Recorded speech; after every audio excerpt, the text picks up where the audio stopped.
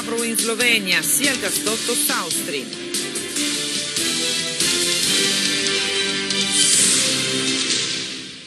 Buonasera. Mosca è interessata a procedere con la costruzione del gasdotto South Stream e intende rispettare tutti gli accordi intergovernativi già sottoscritti. Lo ha ribadito il ministro degli esteri russo Sergei Lavrov, che oggi è stato in visita alla Slovenia. La decisione dell'Unione Europea di bloccare il progetto è stata definita da Lavrov un ostacolo artificiale che deve essere rimosso. Il capo diplomazia russo, insieme all'omologo sloveno Karel Javec e al presidente della Repubblica Borut Pahor, ha preso parte a Maribor alla cerimonia di avvio dei lavori di restauro del museo e del centro memoriale nell'ex lager nazista per i prigionieri di guerra sovietici. Il progetto per il gasdotto South Stream e la crisi in Ucraina sono stati i temi centrali dei colloqui a Maribor del ministro degli esteri russo Sergei Lavrov e il capo diplomazia sloveno Karel Javec.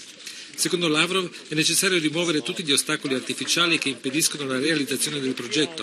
Il gasdotto sarà lungo 2600 km e collegherà la Russia all'Italia, passando per il Mar Nero, la Bulgaria, la Serbia, l'Ungheria e la Slovenia. Bruxelles ha però imposto l'ALT, spiegando che gli accordi sottoscritti da Mosca con questi paesi rappresentano una violazione delle norme energetiche europee, che non permettono che la stessa società, in questo caso Gazprom, gestisca infrastrutture, produzione e distribuzione del gas. La Russia è interessata a rispettare gli accordi intergovernativi e tutti gli altri documenti sottoscritti dagli Stati.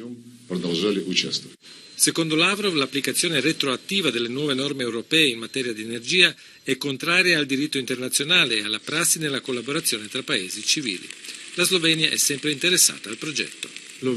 Vogliamo che South Stream passi anche per il territorio sloveno. Nei recenti colloqui che ho avuto a Mosca mi è stato detto che il memorandum sottoscritto da Gazprom con l'austriaca OMV non influirà sul tracciato sloveno.